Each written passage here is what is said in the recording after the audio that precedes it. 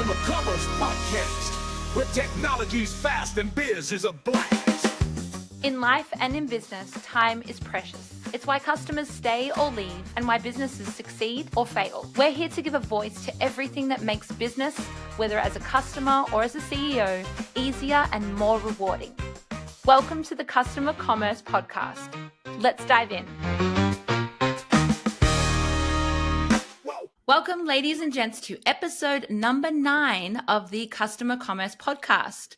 I'm Jess, your regular host, and I am joined, as always, with my commerce besties, CEO and founder of Store Connect, Michael Linzer, and David Breyer, the wizard of branding.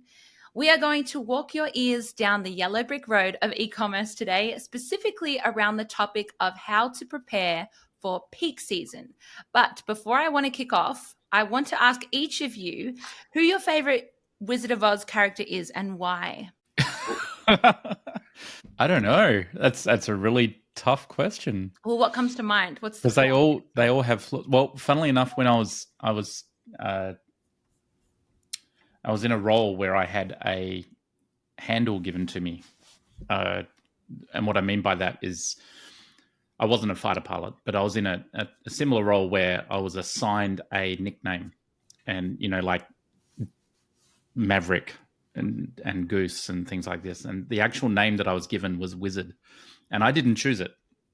So I'm pretty proud of that I was given Wizard as a name, because I tended to just be able to solve things when the proverbial car hit the spinning rotational ceiling device. So that was my name. So I thought of the Wizard, but then I thought, oh God, no, I don't want to say the Wizard, because he's total fake. Yeah. And forcing everyone to think. But that was my first thought. I don't know. I think probably. No. Tin Man Lion. I don't know. Lion's got a lot of courage. He just needed a lot of courage, and then he finally got it. And maybe that's me, sort of like a closet courage person. I don't know. A closet lion. Okay. What about you, David?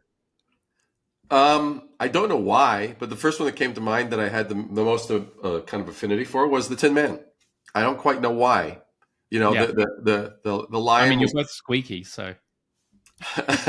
You are noisy. Yeah. I do occasionally, the joints do require a little bit of grease or whatever, like lubrication. That. Yep. And so, but yeah, the other characters was so the Tin Man, for whatever reason, I have no good reason to give you other than first one that came to mind that what was kind of okay. This is kind of cool. Well, yeah. I don't know if you guys do you know the story of Wicked, the evil witch? I kind of love her, but in terms of Wizard of Oz, because I know she's very evil there, honestly, I think I love the Munchkins. Fair enough. The Lilliputians. The little ones, the little Munchkins. I think they're adorable and random, and I think I'm adorable and random. There you go. Okay. All right, so on to very serious notes. Exactly. Well, I wanted to focus the topic around this because not that long ago we had end of financial year sales come and go. And before you know it, as we've just discussed before this podcast, Black Friday and Christmas will be here. And so I thought it would be interesting to delve into how peak seasons can really make or break the success of an e-commerce business. And we are going to get onto a call on X/Twitter about this as well. So just for the listeners, in the future, we're going to start running a weekly, what do you even call it? Like a weekly just social media, almost podcast in itself, where we can just discuss things. People can join, they can, add their opinion in. And we're also going to be talking about this topic on Twitter/X right after this. But my first question, Michael or David, what would you classify as peak times for an online business? There's holidays, but are there other times that people don't really know about? That's definitely a Michael question. No question. Okay. I think the peak time that kills you is the one that you don't realize you're about to have. And what I say, I know that doesn't really answer the question, because when is the peak time? But to give you an example, we had a client that was just selling stuff online. and they were doing 3,000 orders a month, which, you know, is pretty decent volume. It's not out of this world volume, but it's, what is that, 100 orders a day sort of thing, consistently over the month, maybe 150, because mainly they were business days. And they were handling that load quite happily. And then in the middle of the amazing coronavirus pandemic, they decided to put online rapid antigen tests. They'd gotten a stock of these. They thought, yeah, we'll just put them online for sale and see what happens. They didn't really think with the fact that people were queuing outside of pharmacies every morning to try and get rapid antigen tests in Australia at the time. So they went from 3,000 orders a month to 36,000 orders in a day and a half. And so they did their entire year's worth of transactions in a 36-hour window. Wow. That's the peak thing that will kill you as a business, right? Now, happily, they were on Store Connect, and because it's built on top of Salesforce, they're not going to outscale Salesforce. And we were able to accept all of those transactions, all those orders.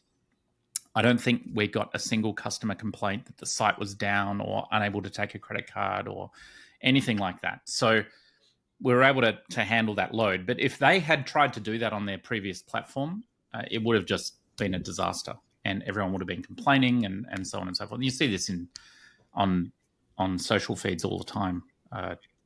Like Stanley, you know, great product, but they recently had a thing where to buy their latest, I think it was the Stanley Blue. This is going back a little bit, maybe 4 months ago, 6 months ago.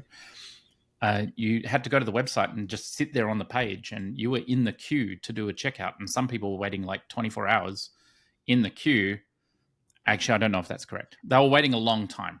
I don't want to get on Stanley's bad side here, but they were waiting in the queue for a long time, and then they would get to the checkout, and the system would say, "Sorry, we're now out of stock." Right. So these are any new product launch that might go accidentally viral. Any current market trend that your product is particularly suited for, they're really the ones that are going to kill you. And you can predict for Black Friday, you can predict for Christmas, you can predict for, you know, Mother's Day or Father's Day or whatever, right? Whatever market that you're hitting for. It's the ones that you can't predict for. They're the ones that are going to really piss off your clients. And the unfortunate thing on that is the ones you can't predict for have usually been generated because you uniquely can solve some problem in the market.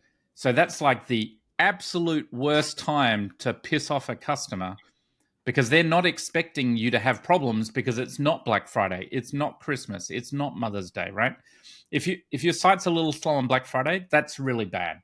But a lot of people go, okay, yeah, I mean, it's Black Friday, maybe they're a bit overloaded. You know, they can think with it. So yeah, I would say it's the ones you're not predicting.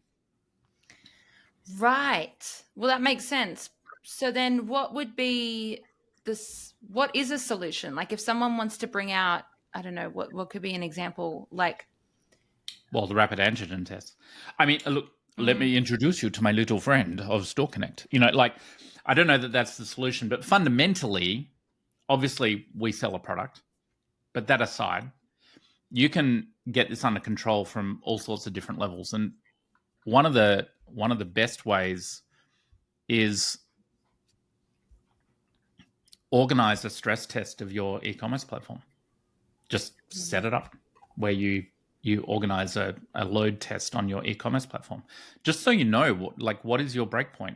At what point are you able to support the stack? And sometimes it's better.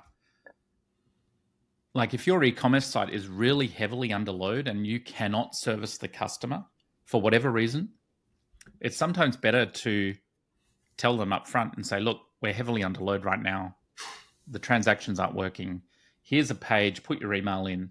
As soon as the site load comes back down, we will email you with a link to this product, or we will, you know, email you to please come back and do the transaction. Nothing is more infuriating than sitting on a page, you think it's loaded and nothing works. I think, David, didn't you have an experience of this just recently? Well, yeah, where you were trying to go to the page and it wasn't loading properly. Like you could see when you looked at the browser bar, it hadn't finished loading, but it wasn't immediately obvious that was the problem, and nothing worked, right? No, it was terrible, and even just in case the CEO of Delta Airlines is listening, I did message you on LinkedIn, by the way, last night because I was annoyed. Okay, I'm a silver medallion. My wife's a silver medallion, and last night, just as a case in point, had to make a flight reservation. Go on. It allows me to reserve the outbound. It allows me to secure the inbound. And then I'm like, good. Press to complete. And now it should go to showing me my full reservation and then charge it. It takes me back to the beginning as though nothing had happened to now punch in my flights. I went through that cycle 3 times. Each time it failed. And so it was infuriating, besides being a waste of time. And then on top of that, so I had to resort to calling a live person. I call a live person. The last time I had to call a live person, I was on hold for 40 minutes. This, I was actually on hold for about 5 minutes. It wasn't too bad. I was like, okay. But she was a little newer. So it was not like someone who had been through all the ropes. So she was kind of feeling her way through it. But the worst part of it was I said, by the way, when I'm online making my reservation, sometimes I want to apply some of my miles so as to knock down the what I'm paying. She goes, well, I can't do that from here. You would have to do that online. I said, I came online. I told you that I already was online. I tried 3 times. So I wrote a very lengthy, a well-mannered, not abusive communication directly to the CEO to see if he gives a damn. But it is frustrating. It is frustrating. Yeah. But to the point. But there was one. But besides that, there was one other point. I mean, there probably are peak times, but I would say there's another thing. One has to look at their audience. Like you wouldn't say, hey, we have a product, we have a nice drug-free supplement that's for insomniacs, and we're going to advertise it between 8 a.m. and 5 p.m. That would be a terrible choice because that's when they're actually possibly sleeping. A better time would be like at 2 a.m. in the morning. So there's that element of knowing who your audience is and when would be opportune times. So that's another factor. That's a good point. And I was curious, did you mention Store Connect in your letter to the Delta CEO? Be like, I don't know that would be a good fit for Delta, to be brutally honest. It was. He probably would have thought, okay. He probably would have thought that I was like spamming him, like giving him like some pitch. Right. I didn't want to do a veiled pitch. If he responds, I'll say, and by the way, we can handle now I'll go in and I'll mention Store Connect. So Delta CEO, feel free to reach back to me, dude. It's the most surprisingly, like the surprising ones that I find are the really well-known ones where you're like, they have a big budget. Like I had a similar experience with Kohl's. And I was like, this must be my internet. But then multiple times I tried to go online and it was like the Kohl's website would not load for the life of me. Could not just like come up mobile desktop. And I'm like, this doesn't make sense. What is happening? So I guess sorry, just on that, one thing that people need to keep in mind is it's easy to pile onto, companies that their website's not working. But also remember that the internet as a whole is an exceptionally complex device. The fact that it works as often as it does, and I've been working with the internet since 1987. So, wow. And yes, I wasn't out of school when I started. So, the 1988, I think. Anyway, in Australia, I was one of the first people in Australia to actually have an internet account privately. But the internet is an exceptionally complex device, and sometimes the page not loading is not actually a function that is in control of the end corporate website. It could be your internet provider that has issues. It could be some caching server somewhere has crashed, or there's a huge number of things that can go wrong. So generally, if the site is fundamentally broken, like it's doing stupid stuff, like what David was saying, I can't actually apply points to this thing or it doesn't work, that's probably the fault of something. But like if the page isn't quite loading or if something's timing out, that's generally more probably an internet problem. But again, a lot of these things can also be solved by doing that stress testing that I was talking about, because if you make sure your site is resilient to these sorts of errors, then you're going to have a better experience for your clients. I guess it shows the pressure now that online businesses specifically, or any business that is online as well, you have people that are just expecting everything to run smoothly. Like me, I'm first like, time, well, every time. yeah. So they have this extra pressure, which is kind of why we've created this podcast and why Store Connect is existing, because we want to make it as smooth as possible for everybody. And you know, there's this datum. And I've got this e-commerce masterclass very late tonight, actually, on LinkedIn. And we'll have a recording. We'll put it up on YouTube afterwards. But one of the statistics out of it is that, where is it? I've got it here. 80% of customers say the experience a company provides is as important as the products and services it provides, right? And this was taken from the Salesforce Connected Shoppers Report, 5th edition. So 80%. So 4 in 5 people believe that the experience you provide them on the website is as important as how good the product or service is that they end up receiving. That's a mind-blowing figure. And as much as business owners or businesses from their viewpoint, they're going to go, well, that's that and versus this. No, people don't differentiate that. They go, wait a second, that's my shopping experience. So whether it's as much that we have to take ownership of that as if someone walked into a store and you looked at them and you said, and you just ignored them. I mean, it's just the same thing. Yeah. And the follow-up statistic to that is, in the same report, 74% of shoppers say it takes no more than 3 bad experiences to abandon a brand. Abandon. So even a brand they love, right? So you've got a client who's been a long-term lifetime shopper of yours. They come to your website and they just can't apply the points. Like David, he's a silver medallion Delta flyer and he couldn't apply his points. Okay, fine. 1 bad experience. A few weeks later, he's on a flight and the flight attendant spills coffee all over him. 2 bad experiences, right? Because there was turbulence. So it's not even the flight attendant's fault. 2 bad experiences. And then he lands at the airport where he was going and the flight's been delayed 20 minutes. And he runs to the gate. This happened to me a few weeks ago, not with Delta, with American.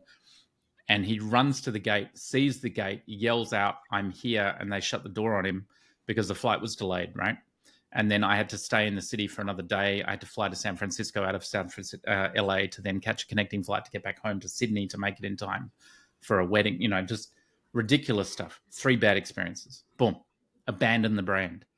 And don't think that the fact that David's a silver medallion is going to, maybe that takes it to 4, you know, maybe that puts him in the 80% range, but you better make sure that you're giving him some good experiences to really handle that and keep them on. I mean, I'm a Platinum 1 with Qantas, and I can tell you, you know, one of the things, Qantas gets a bad rap in the current Australian market, but they do understand that their frequent flyers are very important to them as brand ambassadors, you know. And if I have any bad experiences, the Qantas team, the VIP team, are all over me and the problem to resolve it as best they can, because they know that I'll talk on a podcast like this, right? So, you know, that 74% of shoppers takes no more than 3 bad experiences to abandon a brand. So as David said, if your website is not responding, it's just like someone in your store, "Excuse me, can I get some help?"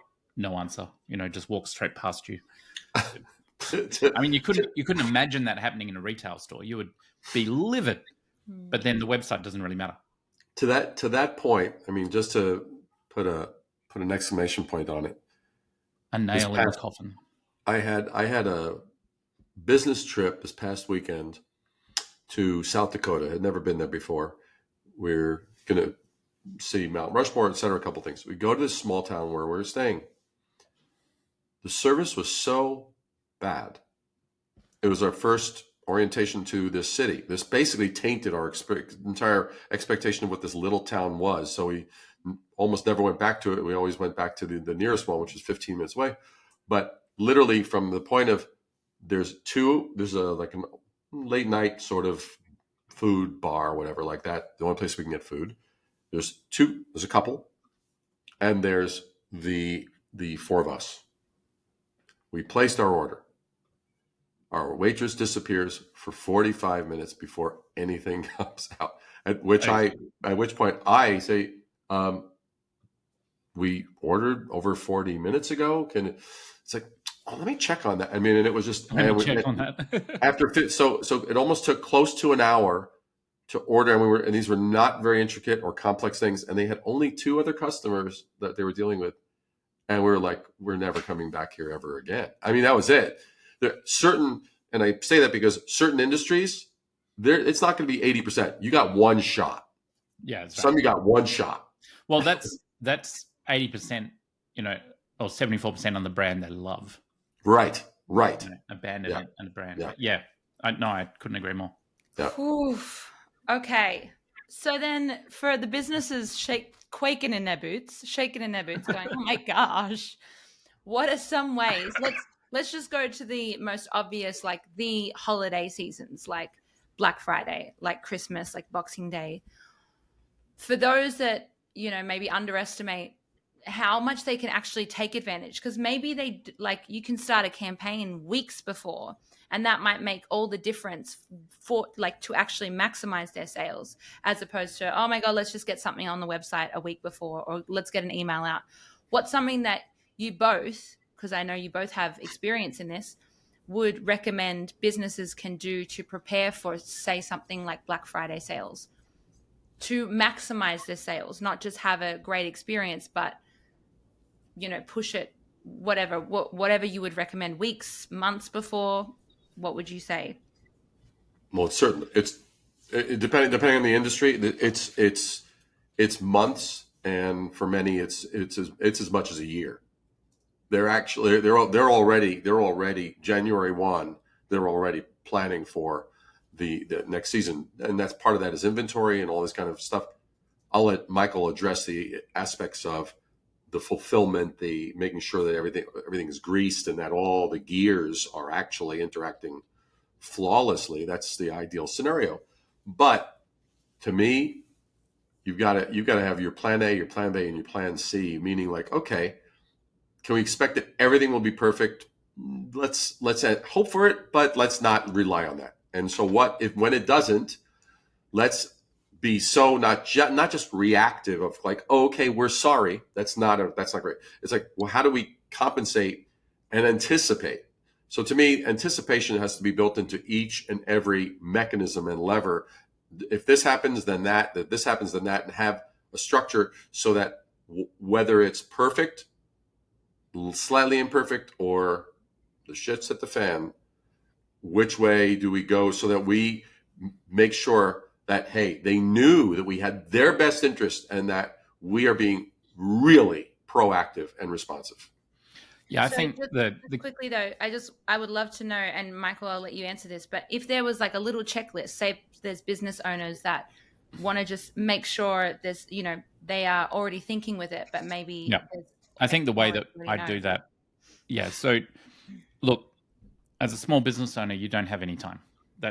We know that. So the first thing that I would do if I was approaching this Black Friday sale and I was a small business owner, today, I would send an email to everyone on my fulfillment and e-commerce team.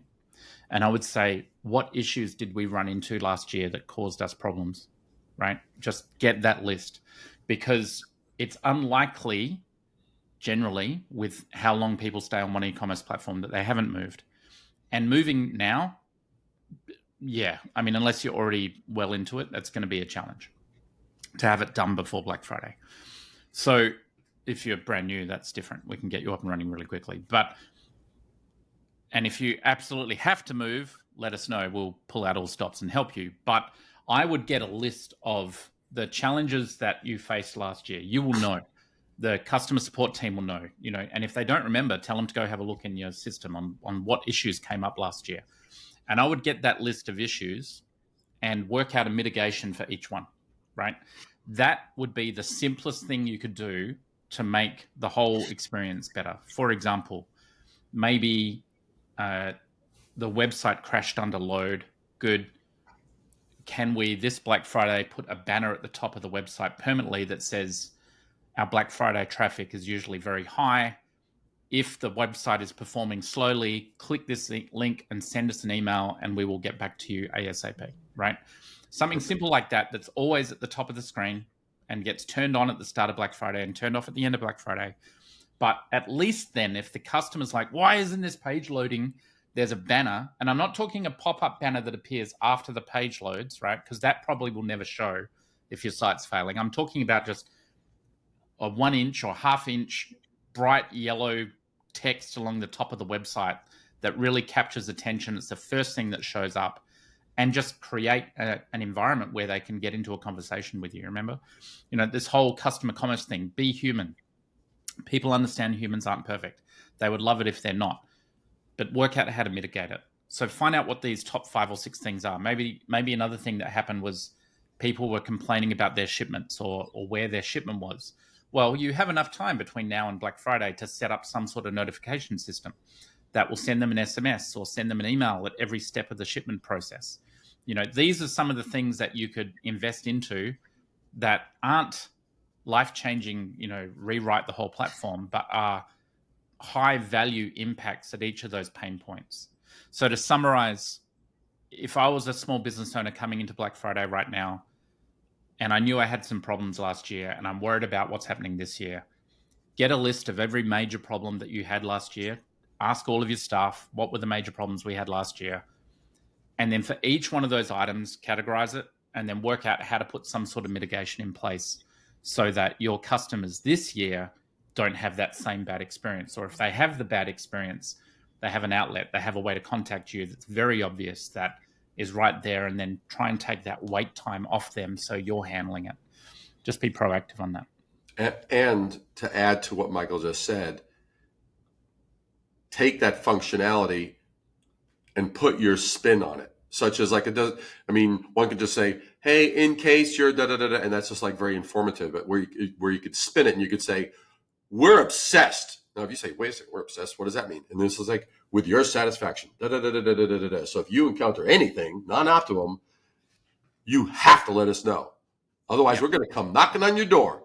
We're going to say, at the wrong time of night. We will track you down. Yeah, that's I right. love that. Don't apologize for it. Turn it into a positive thing. It's like, we're sorry. Sometimes Black Friday, our servers fail and we're not very good. Like, that's a really bad communication. If you turn that around, like David says, into we're obsessed with your satisfaction. If you see anything that doesn't work quite well, email us at this address and we'll make it right. That's a much more proactive, better communication. And as a small business, you have the superpower where you can actually do that. Like a large corporate can't really say that because they've got 1,000 people on their help desk and they can't trust 1,000 people to make those one-off decisions to really deliver that high value to the client, because it's going to cost them too much, because everyone's just going to give away free stuff to their friends. In a small business, you can control that and you can actually be obsessed. And that is your superpower as a small business holder that no corporate is ever going to be able to take away from you. I could not agree more.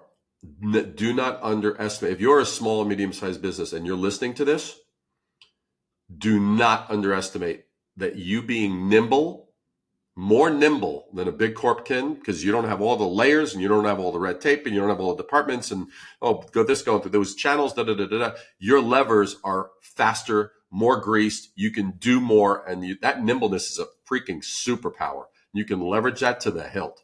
Yeah. And customers really love it when the business owns it, like just says 1,000%. situation. And we wanted to tell you because we're obsessed with you. I love that. Well, I'm going to wrap up the episode, but before I do, Michael, you mentioned the stress test, and I just in case there's someone out there that doesn't know what the hell is a stress test, is this to like mainly maybe just break it down and what that is, if that. Well, yeah. There are companies that go and do this, and it's also called a load test. And basically what it is a way that you get a bunch of computers to simulate doing a checkout on your store and at the same time. So then you can work out, okay, well, we can actually support 50 transactions an hour, 100 transactions an hour, 200. It can be a bit expensive to do depending on the sort of system you have. So, depends on how big your store is and things like that. However, I think the load test is definitely, or stress test is definitely one thing. But I really think for a small business, doing that checklist, find out what failed last year, work out how to be proactive around it. You're going to get a much bigger bang for buck for that. All right, cool. I think we wrap it up there. And next week we're gonna do another hang with the three amigos. All right, guys, have a lovely day. See you next time. Bye. Thanks for joining us today. We hope you had an awesome time, leaving you with ideas on how to improve your business and wow customers. If you'd like to leave a real customer's story, head to the link in our show notes and cuss away. Love the show? Please subscribe and leave a review, because that enables us to help more businesses in building real relationships with customers and grow more rapidly. See you next time.